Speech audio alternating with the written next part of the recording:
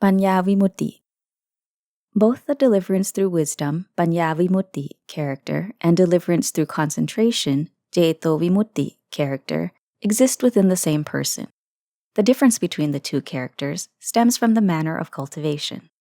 The Caito-vimutti character corresponds to those who have cultivated perfections of character, bharami, in the manner of ascetics and sages who develop tranquil meditation and higher meditative attainments, jhana, to perfection.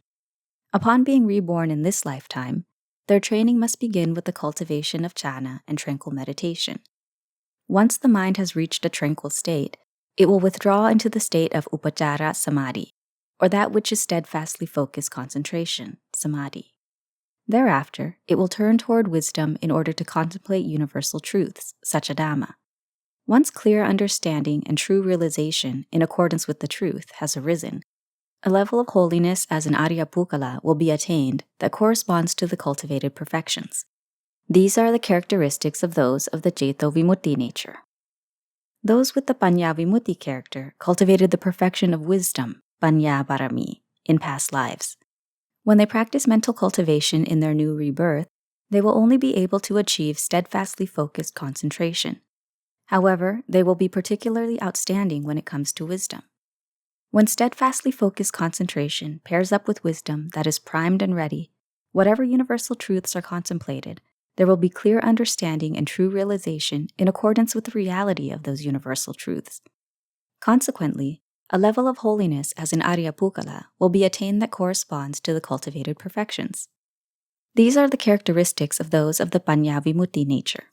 May you all understand this accordingly. If someone interprets this differently, consider that it is each man for himself. Or if you still have questions or doubts, ask me directly. I am ready to explain this so that you understand. In this era, people interpret the Buddha's teachings differently. Which interpretation is the most accurate is a matter of personal discernment. Once those with the Paññā-vimutti character study and understand the methods and put them into practice, it will be easy for them. The practice methods will not be intricately complex or confusing.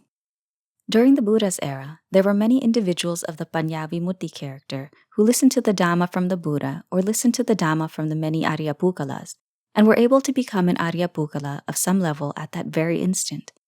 If they were not able to become an Ariya at that very instant, they were able to apply the Dhamma metaphor that they already knew to their practice and eventually become an Ariya as well.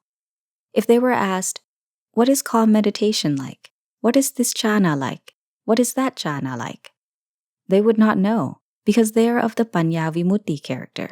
They simply conducted steadfastly focused concentration and used wisdom to contemplate universal truths and were able to clearly know and truly see those universal truths and become Ariya. During the Buddha's era, those of the Paññā-vimutti character totaled as much as 70%. The practice methods of the Paññā-vimutti do not involve complicated procedures, rituals, or fixed formats. Wisdom can be used to contemplate universal truths wherever one may be. Whether standing, walking, sitting, or lying down, every posture can facilitate the use of wisdom. Even while at work, one's tasks can be used as examples for internalized reflection through wisdom. The Dhamma models that can be used to support the development of wisdom are plentiful. If one understands the principles of the three common characteristics, namely impermanence, anicca, suffering, dukkha, and not self, anatta, every place is saturated in universal truths, whether underwater, on land, or anywhere in this world. Stick the tip of a needle anywhere, and there will be universal truths there. Practitioners have two duties, dura. 1. Kanta dura, or the duty of study. 2. Vipassana dura, or the duty of contemplation, paññā. Practitioners must study and comprehend these two duties and employ wisdom to contemplate in order to clearly understand and truly realize according to the truth of the matter. This is why studying is an important starting point. Whether it is a worldly or Dhamma-related task, one must first study in order to understand it. This is because the world and the Dhamma are grouped together. If the Dhamma is not known, everything will appear to be worldly. Those who recognize the Dhamma will be able to use wisdom to contemplate the worldly issues in terms of the Dhamma, and they will be able to clearly separate the Dhamma from the worldly issues. This is analogous to rain, which is water that is naturally clear, pure, and utterly flavorless. If rain falls into the ocean and mixes with that water, it will also become salty. If the water is scooped up and dropped onto the tip of the tongue, it will be impossible to discern the rainwater from the salty water. To separate salt water and fresh water, one must utilize advanced technology to filter it in order to extract the fresh water from the salt water. Dhamma practice is the same way.